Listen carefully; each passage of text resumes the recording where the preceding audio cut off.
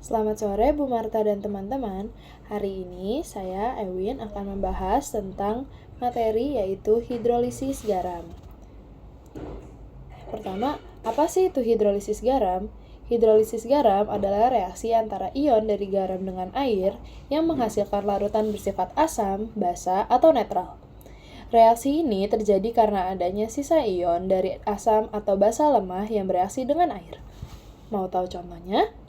Yang pertama, kalau misalkan contoh dari garam dari asam lemah dan basa kuat seperti NaCH2COO akan terhidrolisis menghasilkan larutan bersifat basa. Yang kedua, jenis-jenis garam. Ada 4 jenis garam berdasarkan asam dan basanya. Yang pertama, garam dari asam kuat dan basa kuat menjadi netral. Contohnya NaCl, yaitu dia tidak terhidrolisis dengan memiliki pH itu 7. Lalu yang kedua, ada asam lemah dan basa kuat. Larutan bersifat basa, contohnya CH3COONa, ion CH3COO- bereaksi dengan air dan menghasilkan OH- dan dengan memiliki pH 7. Lalu, ada asam kuat dan basa lemah. Larutan bersifat asam, contohnya NH4Cl, ion NH4+, bereaksi dengan air menghasilkan H+, sehingga memiliki pH lebih kecil dari 7. Asam lemah dan basa lemah menjadi larutan bisa basa, asam, atau netral, tergantung Ka dan Kb. Contohnya NH4CH3COO. Perlu dibandingkan nilai Ka dan nilai Kb-nya. Itu saja untuk pembahasan singkat dari hidrolisis garam. Terima kasih.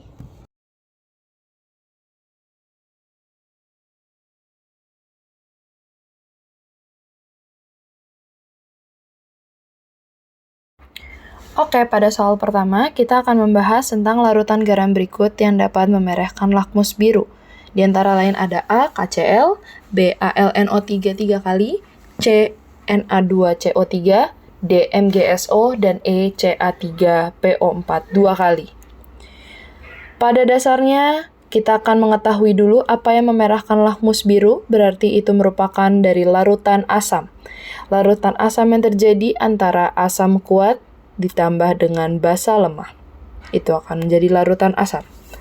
Oke, kita bedah satu-satu dimulai dari yang bagian A, yaitu KCl. KCl berasal dari KOH ditambah HCl, yang merupakan KOH adalah basa kuat dan HCl adalah asam lemah. Berarti bukan yang kita inginkan, yaitu asam lemah. Ini sementara adalah larutan basa.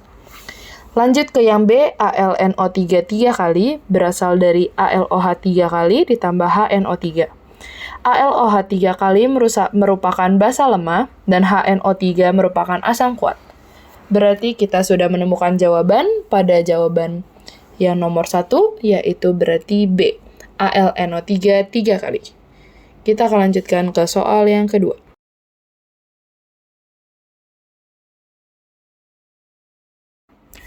Pada soal kedua ditanyakan bagaimana sifat larutan dari garam berikut, kita menggunakan NH4Cl.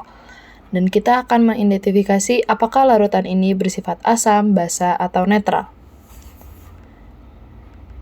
NH4Cl berasal dari gabungan dari NH4OH dan HCl.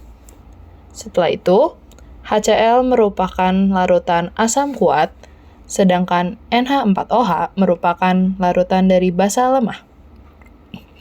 Selanjutnya, kita akan mengidentifikasi bagaimana NH4 plus dari basa lemah yang akan mengalami hidrolisis, artinya kita bertambah dengan H2O, lalu akan menghasilkan NH3 plus H3O+. Seperti itu. Lalu dari ion H2O+-nya akan menghasilkan larutan yang bersifat asam. Seperti pada di video, H2O-nya menjadi larutan asam.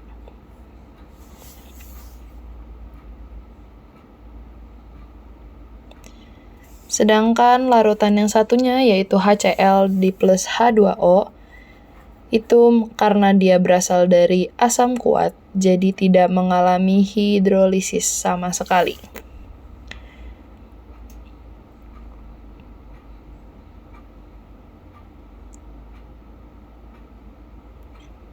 Kesimpulan akhirnya adalah